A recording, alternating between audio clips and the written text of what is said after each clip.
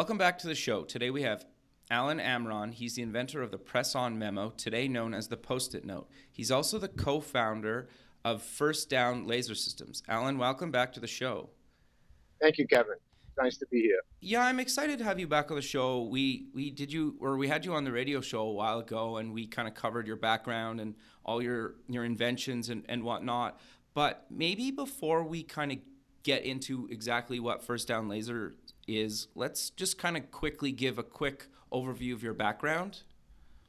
Okay, well, I started inventing in 1972. 1973 is when I invented the first press-on Memo, which is today known as the Post-it Note. Right. And I invented in the same year the battery-operated water gun, which went on to make hundreds of millions of dollars, as opposed to the press-on Memo, which made billions of dollars in sales. Sure. And then from there, I developed different kinds of systems, like for hospitals, blood banks, and temperature monitoring equipment.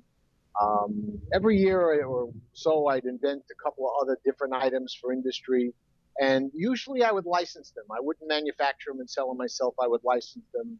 And I along the way, I did, around that time, I also asked everybody in the world to send me $1 because the Beatles had just broken up. And I was going to be the guy to get the Beatles back together again. So I ran an ad in the Village Voice in New York City. I put in a small ad that only cost a few $100s, asking everybody in the world basically for $1. I started the International Committee to Reunite the Beatles. And the reason I'm saying it, it was kind of interesting because that was like basically an invention, a great idea, a way of asking everybody in the world to send you $1. And then a Rolling Stone actually took the ad that I ran that I paid for, and they put it in an op-ed piece, and they ran it all over the world. And then I had people from Germany and Brazil and France, and everybody sending me money from all over the world to get the Beatles back together again. So I did weird things like that throughout my whole life, coming up with unique ideas of trying to make money. Sure. So how did you kind of come up with the First Down Laser? Well, the First Down Laser, I was like everybody else. When I watched football on TV, I saw the yellow graphic. I didn't know it was the yellow graphic until one day I went to a game. I'm sitting in the stadium, and everybody around me is asking, where's the yellow line? How come we can't see the yellow line? Then we figured it out that it's not really there. It's on a graphic on TV. Okay. So I went home that night, and I thought about how I would be able to project a line on the field in daylight. And regular light wouldn't work. LEDs wouldn't work because the sun would be too bright and would wash it out. So I went to lasers. Lasers could be very bright, brighter than the sun.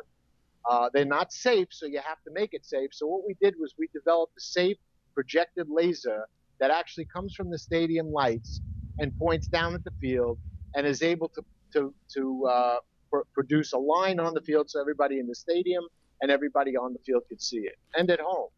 Okay, very cool. So what do you do to a laser to make it safe, just out of curiosity? Well, lasers are safe when they're within the FDA has a division called the CDRH. Okay. The CDRH oversees people that do laser light shows in America. And okay. they have guidelines to make it so that they can declare it safe. And the guidelines are when you have a 4-inch line going across a 53-point-something yards across a football field, the square inch of that line has to measure a certain light candle. Anything more than that, they consider dangerous. So we have to make each 1/4 inch of that line safe enough so nobody can get hurt when they look at the light. Okay. No, that makes a lot of sense. So you kind of cover this quickly, but what exactly does it do for people that don't really maybe understand football or the problem that you guys are solving? Well, first of all, it allows the people in the stadium, the fans, to come to the game and watch the game. And every single play has the goal of getting over the first down line. That's the primary objective in football, is to first get over the first down line, move the chains, and then get a touchdown.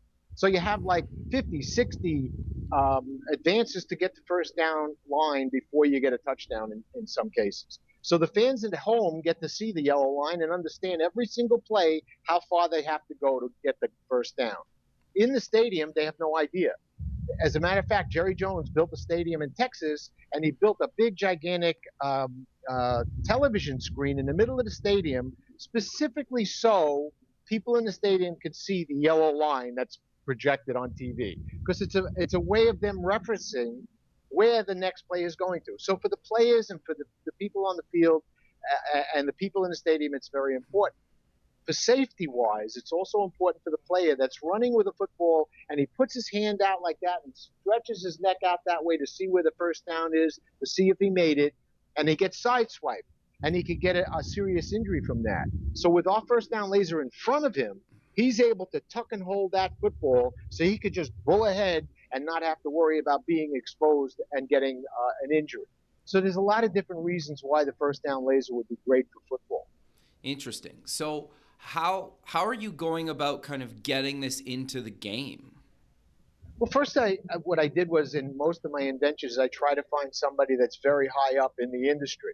Okay. I partnered with the voice of the NFL, Pat Summerall. Okay. How did you reach out to him, or did you know him? Well, no, I didn't know him before, but I had been a signatory agent with the Writers Guild. That might be a little confusing because I'm an inventor and I also did some Hollywood stuff. Being a signatory agent with the Writers Guild, I represented this FBI agent in Texas. Okay. The FBI agent, his name was Mike Burns. Mike Burns happened to have been the brother-in-law to Pat Summerall. Oh, nice. So when I invented the first down laser thing, the first thing I thought of was I got to bring this to Pat Summerall. He's the voice of the NFL. So I called Mike Burns. Mike set up a meeting with Pat Summerall. Pat loved the idea. So he took me the next day. I went into the NFL and met with the commissioner of football. Okay. So that's how fast he got it in there. That's amazing. So where did you have to go? Did you have to travel to go meet with the commissioner, or where did you have to go for that meeting? Well, the meeting with Pat Summerall, it just so happened he was coming into New York that particular weekend because he was being honored by CBS Sports. Oh, amazing! He was getting this award.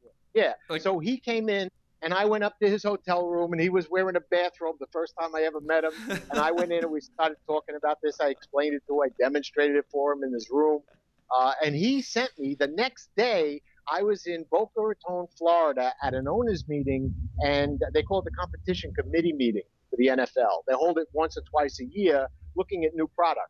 And He had me in there. I was in front of like 6 owners. I was in front of like 12 different coaches. It was just absolutely amazing how fast I went in there with it. Sure. And how long did you get to pitch your idea?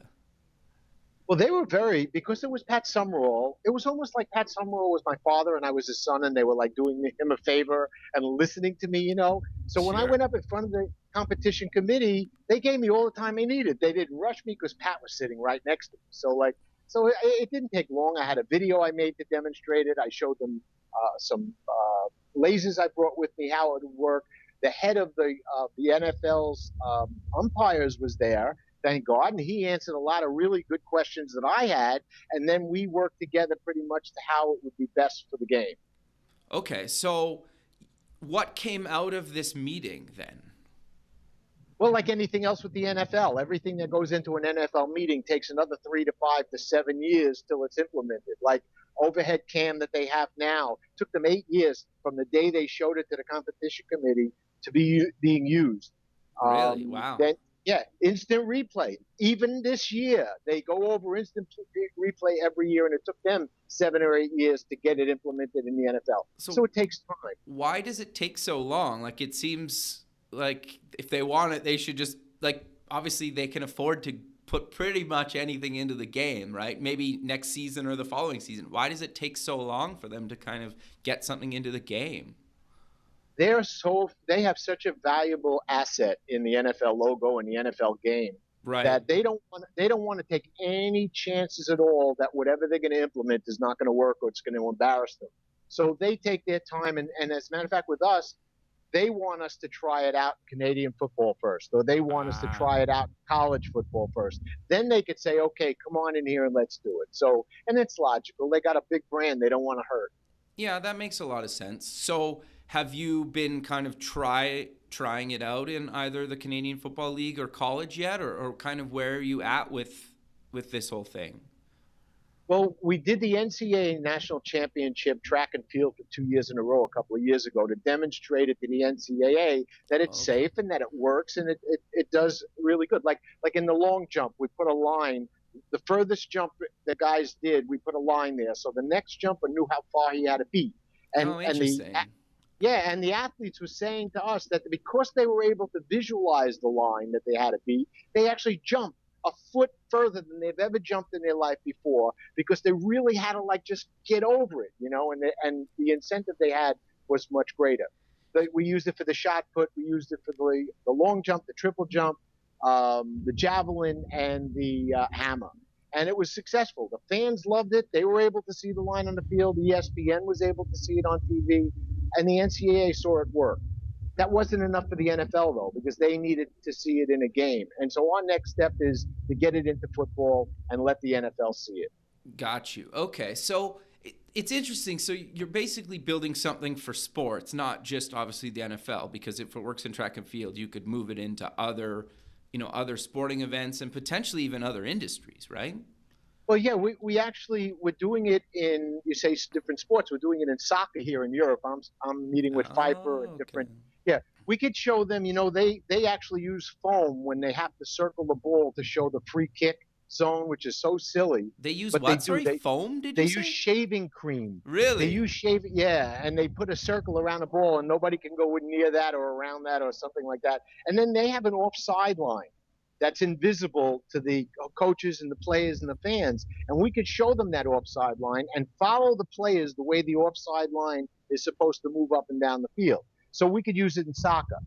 In industrial use, our laser is being used in warehouses where we actually could take the cautionary yellow lines there, actually have to strip and paint every couple of weeks now, and we could actually eliminate that by projecting lasers from the ceiling to the ground, yellow lines that would go around just like the yellow painted lines. So Oh, they're interesting. really not, they're there, but they're really not lines that you could ride over and have to restrip and paint again. So that was brought to us for use of our laser by Stanley Black and Decker, a warehouse in North Carolina.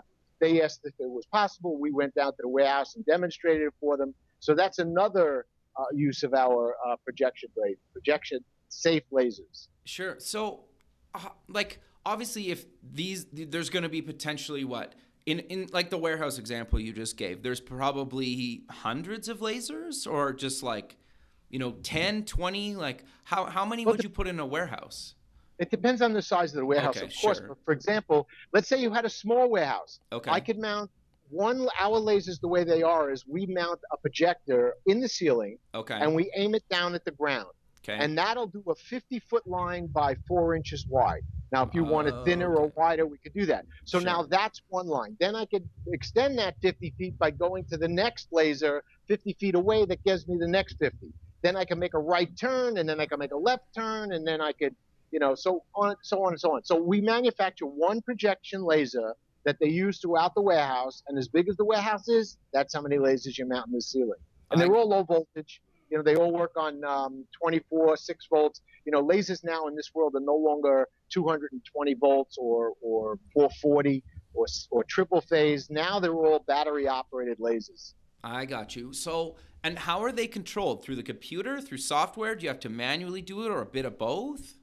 But we have two variations of our patents that we're filing that cover a computerized version, which is very expensive, because Sure. then I could move those lines around the warehouse. I could change where they go. I could welcome a different company that's coming in for a tour of the warehouse.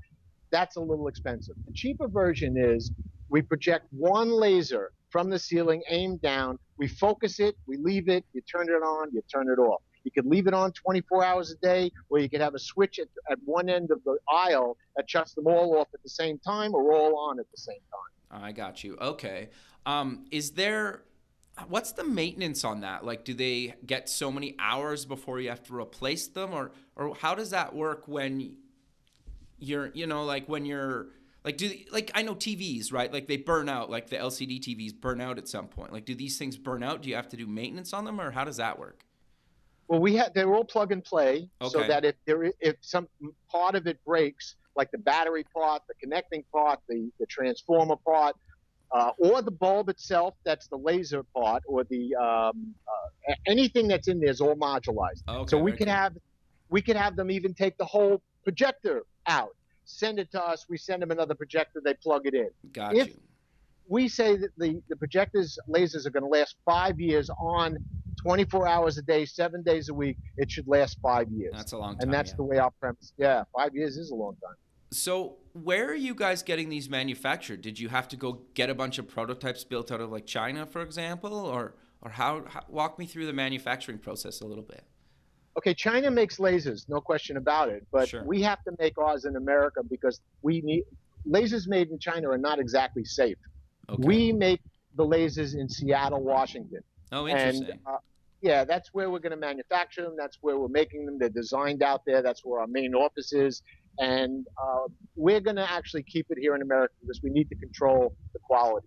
Sure. So do you have to go out to Seattle a few times a year to kind of check on things, or now that it's running, it doesn't really matter? You know, we used to go out to Seattle and test it in Husky Stadium. You know, Okay. that was our testing ground. They were very nice at the university to let us use their stadium for all our tests.